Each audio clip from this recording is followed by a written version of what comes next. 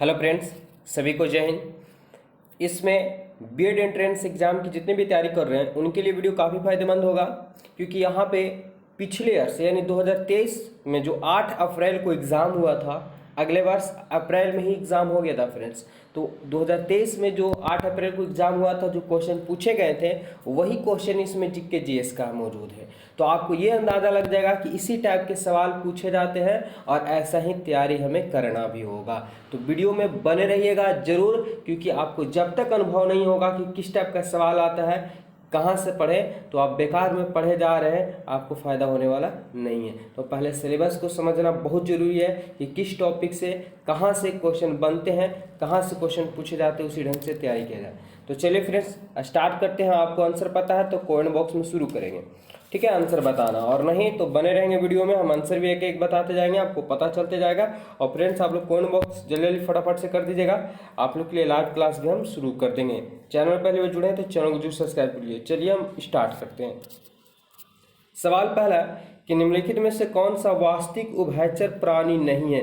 देखिए कभी कभी बहुत से क्वेश्चन ऐसे मेन एग्जाम में गलती हो जाते हैं, ये क्वेश्चन तो ठीक पढ़े लेकिन लास्ट वाला वर्ड जो है नहीं पढ़ पाए, जिसकी वजह से गलती हो जाता है। तो कह रहा है कि वास्तविक उभयचर प्राणी नहीं है, रियल उभयचर प्राणी कौन नहीं है इनमें से। क्या कछुआ है, क्या मेढक है, या क्या टोड है, या सलमांडर है। क्या होगा इसका राइट आंसर फ्रेंड्स। तो देखिए ये जो है वास्तविक उभयचर प्राणी नहीं है, तो कछुआ जो है वो वास्तविक उभयचर प्राणी में नहीं आता है, ठीक है। तो ऑप्शन यहाँ पे ए बिल्कुल करेक्ट आंसर। अगर आप लोग ऑप्शन ए बताएं तो बिल्कुल सही है फ्रेंड्स। चलिए आगे बढ़ते हैं और क्वेश्चन नंबर है 57। क्या दिया हुआ 57 में कि किसी गैस को द्रव में बदलने के लिए, ध्यान दीजिएगा, किसी गैस को द्रव में बदलने के लिए निम्नलिखित में से कौन सी स्थिति सबसे अनुकूल है। क्या उच्च दाब होना चाहिए, कम तापमान होना चाहिए, क्या कम दबाव होना चाहिए, कम तापमान होना चाहिए, क्या कम दबाव होना चाहिए, उच्च तापमान होना चाहिए, या उच्च दबाव और उच्च तापमान होना चाहिए। 57 नंबर सवाल का आंसर। तो फ्रेंड्स ये है कि गैस को बदलना है द्रव के रूप में, तो इसके लिए प्रेशर जो होना चाहिए इसे हाई होना चाहिए और टेम्परेचर जो है इसे लो होना चाहिए, ठीक है। टेम्परेचर लो होगा तभी तो द्रव के रूप में बनेगा फ्रेंड्स। तो आप लोग याद रखेंगे कि द्रव के रूप में बदलना है तो तापमान एकदम क्या हो जाना चाहिए, कम हो जाना चाहिए, लेकिन प्रेशर क्या होना चाहिए, हाई होना चाहिए। तो राइट आंसर ए हो जाएगा। चलिए 58 नंबर सवाल देख रहे हैं किस टाइप के सवाल पूछे जाते हैं फ्रेंड्स, अभी बने रहेंगे वीडियो में। कौन सा नियम सूर्य के चारों ओर ग्रहों की कक्षाओं का वर्णन करता है। ध्यान से समझिएगा कि कौन सा नियम जो है वो सूर्य के चारों ओर ग्रहों की कक्षाओं का वर्णन करता है। क्या न्यूटन का नियम करता है, फैराडे का नियम करता है, केपलर का नियम करता है, या किरचॉफ का नियम करता है। किसका करता है फ्रेंड्स, तो ये करता है ग्रहों से संबंधित, ग्रहों के गति से संबंधित जो है केपलर महोदय नियम दिए हैं, ठीक है। न्यूटन जो है आपको गुरुत्वाकर्षण जड़त्व से रिलेटिव नियम दिया है, न्यूटन ने जड़त्व से रिलेटिव है।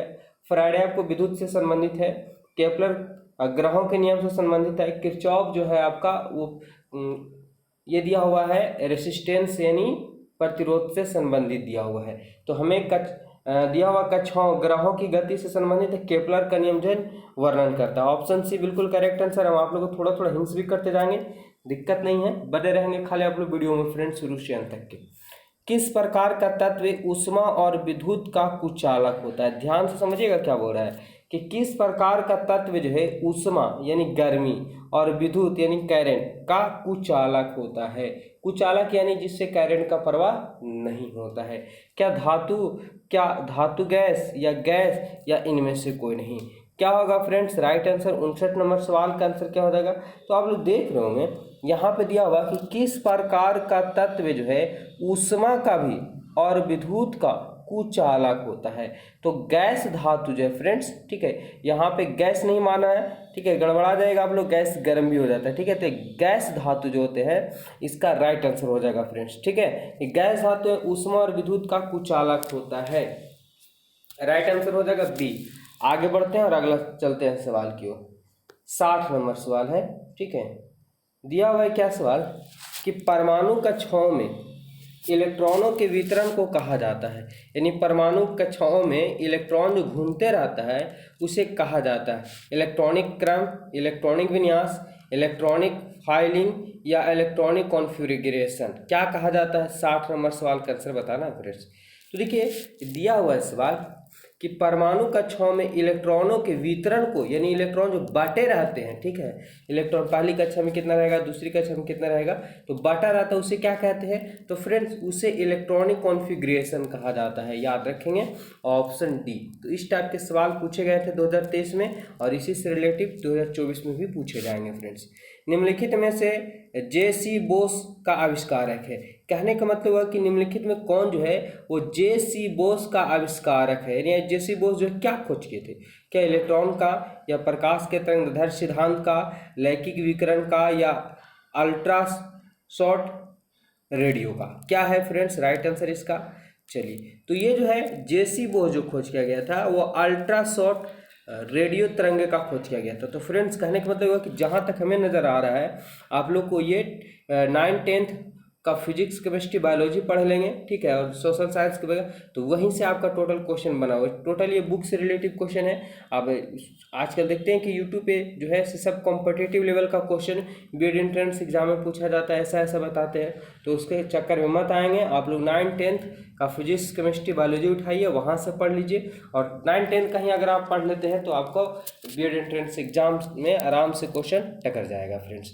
चलिए आगे बढ़ते हैं, अगला क्वेश्चन है अमीबा में भोजन का पाचन होता है, क्या भोजन राजधानी में, माइटोकॉन्ड्रिया में, है ना, आयोस्टोपोडिया में, या क्लोरोप्लास्ट में, कहाँ होगा फ्रेंड्स, तो अमीबा में भोजन का पाचन होता है राजधानी में ही होता है, इंजाइमों के द्वारा होता है, ठीक है, ऑप्शन ए बिल्कुल राइट आंसर। चलिए आगे बढ़ते हैं, अगला क्वेश्चन है कि ग्लाइकोलाइसिस प्रक्रिया कोशिका के किस भाग में होती है, ग्लाइकोलाइसिस प्रक्रिया कोशिका के किस भाग में होती है, क्या साइटोप्लाज्म में होती है, या न्यूक्लियस में होता है, माइटोकॉन्ड्रिया में होता है, या क्लोरोप्लास्ट में होता है, कहाँ होता है फ्रेंड्स, 63 नंबर सवाल का आंसर बताना है।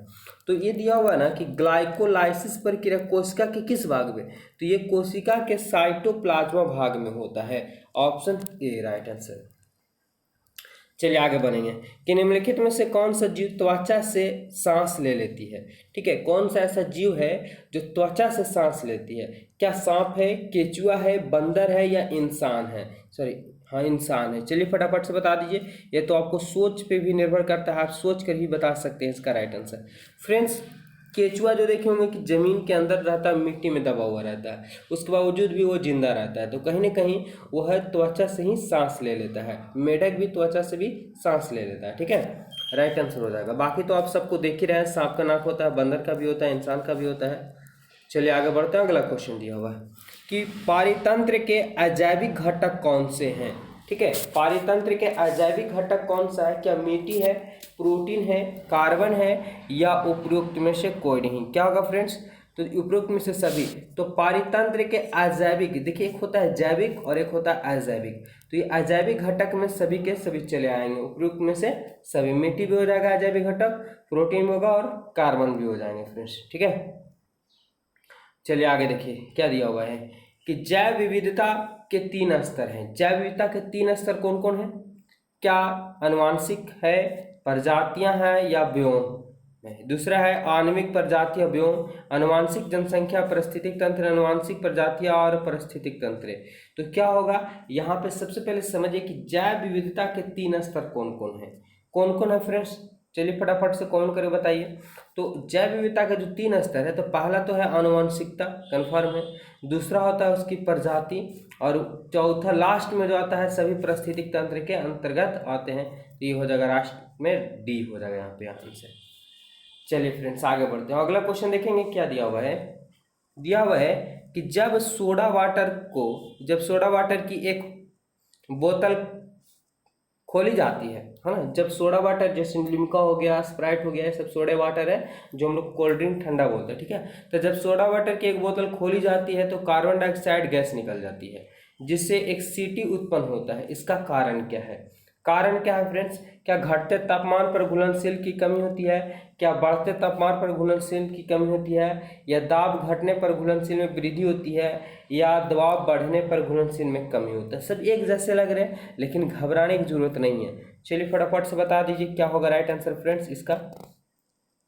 इसकी राइट आंसर की अगर हम बात करें फ्रेंड्स, तो इसका ये कारण होता है कि बढ़ते तापमान पर घुलनशील में कमी होता है, बढ़ते तापमान पर घुलनशीलता में कमी होता है, जिसके कारण एक सीटी जैसा भी आवाज निकलता है। ठीक है, चलिए आगे देखेंगे अगला। सर्वाधिक बुद्धिमान स्तनधारी कौन है, यानी इन चारों में सबसे ज्यादा बुद्धिमान है और स्तनधारी भी है, वो कौन है? क्या व्हेल मछली है, या डॉल्फिन है, या हाथी है, या कंगारू है?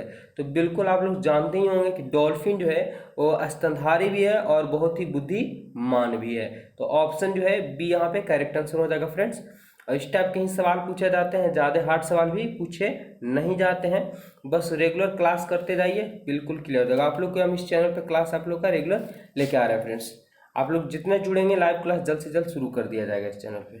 देखिए, कीट विज्ञान वह विज्ञान है जो अध्ययन करता है। बोले कि कीट विज्ञान वह विज्ञान है जो अध्ययन करता है। क्या अध्ययन करता है? मनुष्य के व्यवहार का, कीड़ों का, या तकनीकी और वैज्ञानिक शर्तों की उत्पत्ति का इतिहास, या चट्टानों का गठन। क्या होगा फ्रेंड्स? इसका राइट आंसर सो बताना है।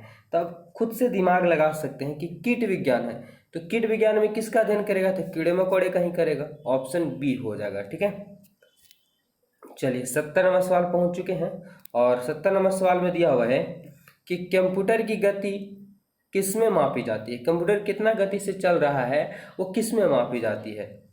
क्या नैनो सेकेंड में मापा जाता है, किलो सेकेंड में, गीगा हाइट में, या मेगा बाइट में मापा जाता है? किस में मापा जाता है फ्रेंड्स? तो ये मापा जाता है गीगा हाइट में मापा जाता है। ठीक है, हर्ट्ज में, सॉरी गीगा हर्ट्ज में कंप्यूटर की गति को मापा जाता है। ऑप्शन सी हो जाएगा फ्रेंड्स।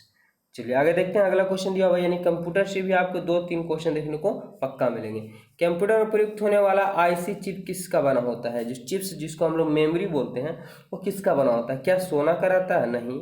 कॉपर का रहता है, सिलिकॉन का रहता है, चांदी का रहता है? तो फ्रेंड्स इसका राइट आंसर बताना आप लोगों को कि चिप्स किसका बना रहता है। तो ये सिलिकॉन का एक प्रकार का अर्धचालक है, उसका बना हुआ रहता है। ऑप्शन बी हो जाएगा। चलिए आगे देखते हैं। अगला क्वेश्चन है कि एक कंप्यूटर सिस्टम में शामिल होते हैं, यानी कंप्यूटर से 3 से 4 क्वेश्चन आप लोग को पक्का देखने को मिल जाएंगे फ्रेंड्स, इसलिए कंप्यूटर से रिलेटेड आप लोग क्वेश्चन देख लीजिएगा। ठीक है, अब 9, 10 का फिजिक्स, केमिस्ट्री, बायोलॉजी और उसका सोशल साइंस देख लेंगे तो एकदम बेहतर है कि 40 में से 30 नंबर आ जाएंगे, क्योंकि मेरे जहाँ तक अनुभव लग रहा है फ्रेंड ये सब बुक से ही रिलेटिव क्वेश्चन पूछे गए हैं। एक कंप्यूटर सिस्टम में शामिल होता है, क्या हार्डवेयर होता है, सॉफ्टवेयर होता है, परिधीय उपकरण होता है, या सभी होते हैं? 72 नंबर सवाल का आंसर। तो फ्रेंड्स आप देख रहे हो कि कंप्यूटर में हार्डवेयर भी होता है, हार्डवेयर जिसको हम छू सकते हैं, सॉफ्टवेयर जिसको खाली देख सकते हैं। ठीक है, और परिधीय उपकरण इन सब एक दूसरे से जुड़े रहते हैं, और ये सभी होते हैं। तो बिल्कुल सब मिलता है तभी जा करके कंप्यूटर कहलाता है, नहीं तो कोई को डेस्कटॉप, तो कोई को मॉनिटर, तो कोई कीबोर्ड, तो मदरबोर्ड बोल दिया जाता है, लेकिन सब मिलेंगे तब जाके कंप्यूटर बोला जाता है फ्रेंड्स। चलिए आगे बढ़ते हैं और अगला क्वेश्चन देखेंगे। अर्थव्यवस्था की केंद्रीय समस्या कौन सी है? बोल रहा है कि अर्थव्यवस्था की केंद्रीय समस्या कौन सी है? क्या संसाधनों का आवंटन हो रहा है, क्या संसाधनों का इष्टतम उपयोग हो रहा है, या आर्थिक विकास, या सभी? क्या होंगे 73 नंबर सवाल का आंसर। तो अर्थव्यवस्था की केंद्रीय समस्या जो होता है वो संसाधनों का आवंटन होता है। ठीक है, आवंटन इन बंटवारा होता है। ऑप्शन जो होगा ए। चलिए फ्रेंड्स 74 नंबर सवाल क्या बोल रहा है? 74 नंबर सवाल बोल रहा है कि चंद्रगुप्त मौर्य के 18 पदाधिकारियों के समूह को कहा जाता था। बेहद ही खास क्वेश्चन है। चंद्रगुप्त मौर्य के 18 पदाधिकारियों के समूह को कहा जाता, क्या कहा जाता? अमात्य कहा जाता, रज्जु कहा जाता, मंत्री परिषद कहा जाता, या तीर्थ कहा जाता था? क्या कहा जाता था फ्रेंड्स? तो ये तीर्थ कहा जाता था, तीर्थ। ठीक है, ऑप्शन डी। चलिए आगे बढ़ते हैं और अगला क्वेश्चन देखेंगे। इसमें आपको सदाना, और ये बड़ी टफ सवाल होते हैं क्योंकि इसके सभी ऑप्शन याद रहेंगे तभी आप लगा पाएंगे, नहीं तो लक की चांस जो होते हैं कभी कभी लग जाते हैं ऑप्शन के अनुसार से। देखिए दिया हुआ कि निम्नलिखित को कालानुक्रम व्यवस्थित करें, यानी नियमबद्ध तरीके से कि पहले क्या हुआ था उसके अनुसार सजाना आपको। पहला अफगानिस्तान पर सोवियत आक्रमण, दूसरा है बर्लिन की दीवार का गिरना, तीसरा है सोवियत संघ का विघटन, और अगला है रूसी क्रांति। अब फ्रेंड्स इसका आंसर कौन बता सकता है? तो इसका आंसर वही बता सकता है इसमें जिसका 2-3 ऑप्शन उसको ऑलरेडी पता होना चाहिए, यानी कब हुआ था तब। ठीक है, 1789 ईस्वी में रूसी क्रांति हुआ था, लेकिन बहुत से क्वेश्चन ऐसे हैं जिसको पता नहीं चल रहा कि कब हुआ था, एग्जैक्ट टाइम पता नहीं है फ्रेंड्स। तो इसकी राइट आंसर की बात करें तो सबसे पहले 1789 ईस्वी में जो था वो रूसी क्रांति हुआ था। तो सबसे पहले तो हमें लग रहा है कि 4 ही आएगा, तो ऑप्शन 3 भी हो सकता है और 4 भी हो सकता है। लेकिन राइट आंसर की अगर हम बात करें फ्रेंड्स तो राइट आंसर इसका डी हो जाएगा। यानी पहले क्या हुआ था, तो पहले जो है रूसी क्रांति हुआ था, फिर अफगानिस्तान पर सोवियत आक्रमण हुआ था, उसके बाद सोवियत संघ का विघटन हुआ था, तब उसके बाद जो है फ्रेंड्स बर्लिन की दीवार पर गिरा था, उसके बाद सोवियत संघ का विघटन हुआ था, उसके बाद यही था। तो ऑप्शन की बात करें फ्रेंड्स तो ऑप्शन डी यहाँ पे राइट आंसर हो जाएगा। चलिए कुछ क्वेश्चन होते हैं जो समझ में आएंगे लेकिन बड़ा कन्फ्यूजन हो जाता है क्योंकि एग्जैक्ट टाइम पता नहीं रहता है। उत्तर वैदिक काल में कौन से देवता का सबसे प्रमुख स्थान प्राप्त है? सवाल वेरी खास है फ्रेंड्स कि उत्तर वैदिक काल में, अभी की बात नहीं है, उत्तर वैदिक काल में सबसे प्रसिद्ध देवता जो थे, जैसे आज के दौर में माना जाता है कि प्रभु श्री राम, ठीक है, सबसे ज़्यादा सनातनियों के लिए प्रसिद्ध हैं। तो उसी प्रकार से उत्तर वैदिक काल में कौन से ऐसे देवता थे जो सबसे ज़्यादा उनका मान आदर किया जाता था? कि इंद्र भगवान, अग्नि, या प्रजापति, या पुषाण? क्या होगा? 76 नंबर सवाल का आंसर बताना फ्रेंड्स। तो राइट आंसर की बात करें तो उस समय जो था उत्तर वैदिक काल में वो प्रजापति थे, ठीक है। अगला सवाल क्वेश्चन फ्रेंड्स कि व्यवस्था विश्लेषण उपागम किसने प्रतिपादित किया था? व्यवस्था विश्लेषण, ठीक है, बताइए फटाफट से कि व्यवस्था विश्लेषण उपागम किसने प्रतिपादित किया? क्या डेविड स्टर ने, ग्रेवियल आमंड ने, या रॉबर्ट डॉल ने, या कैटलिन ने? क्या होगा 77 नंबर सवाल का आंसर फ्रेंड्स। तो इसकी राइट आंसर की अगर हम बात करें तो ये था डेविड स्टर्न ने, ठीक है, व्यवस्था विश्लेषण उपागम का प्रतिपादन किया था, ऑप्शन ए। अगला क्वेश्चन है कि निम्नलिखित में से कौन सा बिहार के राज्यपाल हैं? तो बिहार के राज्यपाल कौन है? क्या शिव प्रताप शुक्ला है, या फगू चौहान है, या RS गावड़ है, या राजेंद्र विश्वनाथ अलेकर है? क्या होगा 78 नंबर सवाल का आंसर फ्रेंड्स। तो बिहार के जो राज्यपाल हैं फ्रेंड्स, ठीक है, 2023 के अनुसार जो है राजेंद्र विश्वनाथ अलेकर है, ठीक है, ऑप्शन डी यहाँ पे हो जाएगा। चलिए आगे देखते हैं अगला क्वेश्चन। तो कुछ आपके जनरल्स में करंट अफेयर से भी पूछ देते हैं फ्रेंड्स, 2-3 सवाल 4 सवाल कि किस संसाधन ने तंबाकू जहर हमारे ग्रह शीर्ष से रिपोर्ट जारी है? ध्यान से समझिएगा सवाल क्या बोल रहा है कि किस संस्थान ने तंबाकू जहर हमारे ग्रह शीर्ष से रिपोर्ट जारी की? क्या नीति आयोग, विश्व स्वास्थ्य संगठन, यूनिसेफ, या स्वास्थ्य और परिवार कल्याण मंत्रालय? कौन है? चलिए फटाफट से बताइए। 79 सवाल का आंसर क्या होगा फ्रेंड्स। तो ये है कि जो तंबाकू है वो जहर है हमारे लिए, यानी ग्रह शीर्ष की रिपोर्ट में जारी किया, ठीक है।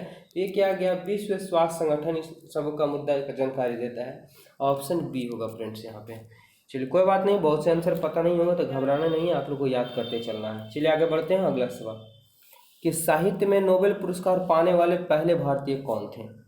तो साहित्य में नोबेल पुरस्कार पाने वाले पहले व्यक्ति जो थे वो कौन थे, ये सवाल है। तो ये है रविंद्रनाथ टैगोर, ठीक है। रविंद्रनाथ टैगोर जो है जो साहित्य के क्षेत्र में नोबेल पुरस्कार पाने वाले पहले व्यक्ति थे, ऑप्शन सी हो जाएगा यहाँ पे। चलिए 81 नंबर सवाल। 81 नंबर सवाल बोल रहा है कि एक गैर बैंकिंग वित्तीय कंपनी के तहत पंजीकृत एक कंपनी है, क्या है? चलिए फटाफट से बताइए कि एक गैर बैंकिंग वित्तीय कंपनी यानी NBFC के तहत पंजीकृत एक कंपनी है। RBI अधिनियम 1934, कंपनी एक्ट 1956, या NBFC अधिनियम 1956, या सरकारी प्रतिभूति विनिमय 1913? क्या होगा 81 नंबर।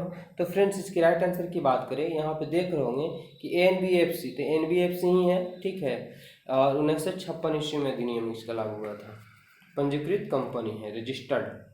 अगला क्वेश्चन 82 नंबर कि दक्षिण भारत की बोली जाने वाली साहित्य भाषाओं में सबसे पुरानी भाषा कौन सी है? किसमें? तो दक्षिण भारत में बोली जाने वाली सबसे साहित्य भाषाओं में से सबसे पुरानी कौन है? क्या कन्नड़ है, मलयालम है, तेलुगु है, या तमिल भाषा है? 82 नंबर सवाल का आंसर फ्रेंड्स।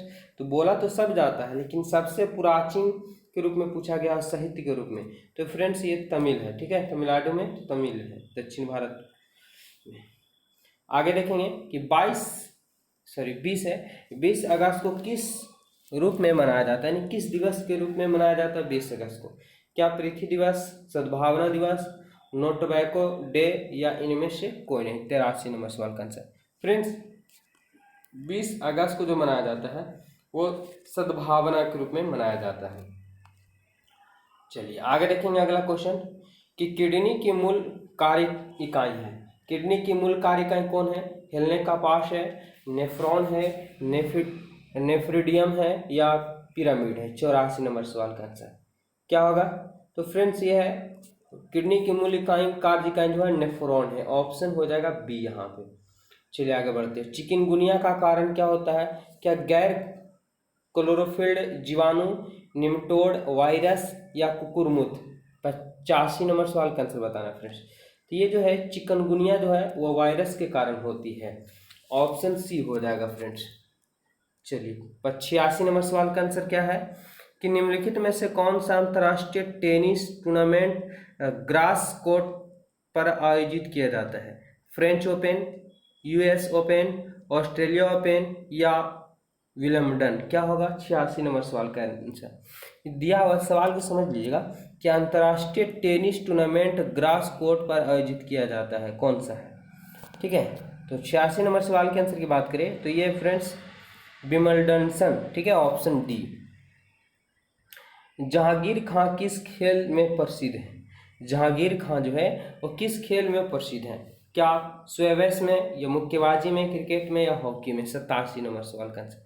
तो फ्रेंड्स यह स्क्वैश जो है स्क्वैश में जहांगीर खान जो है वो प्रसिद्ध है। ऑप्शन ए था। चलिए आगे बढ़ते हैं। ज्ञानपीठ पुरस्कार निम्नलिखित में से किस क्षेत्र में उत्कृष्टता के लिए दिया जाता है? ज्ञानपीठ पुरस्कार किस क्षेत्र में दिया जाता है? क्या दावा या साहित्य या सामाजिक कार्य या सिनेमा के रूप में? 88 नंबर फ्रेंड्स। तो ये आप जान रहे होंगे कि ज्ञानपीठ है वो साहित्य के रूप में ही दिया जाता है। Option C. चलिए फ्रेंड्स 89 कि किस अभिनेता की आत्मकथा का शीर्ष सुल्लम खुल्ला है ना? सुल्लम खुल्ला है। रणबीर कपूर, राज कपूर, ऋषि कपूर या राजीव कपूर। 89 नंबर सवाल का आंसर क्या हो जाएगा फ्रेंड्स? चलिए फटाफट से बता दीजिए।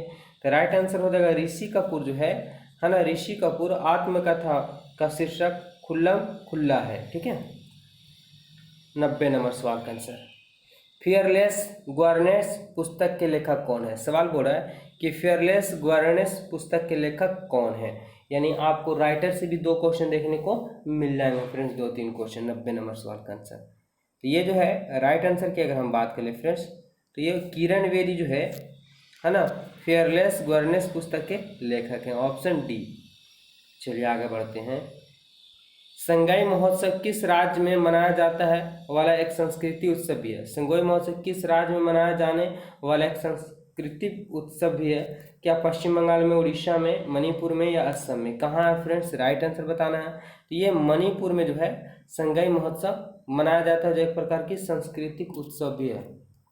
चलिए 92 नंबर सवाल क्या बोला है 92 नंबर में कि कोकन नौसैनिक अभ्यास किन 2 देशों के बीच में आयोजित किया जाता है? यानी कोकन जो नौसैनिक अभ्यास है वह किन 2 देशों के बीच में किया जाता है फ्रेंड्स? तो ये किया जाता है, ठीक है, भारत और यूनाइटेड किंगडम के बीच में किया जाता है। अगला क्वेश्चन है 93 नंबर सवाल।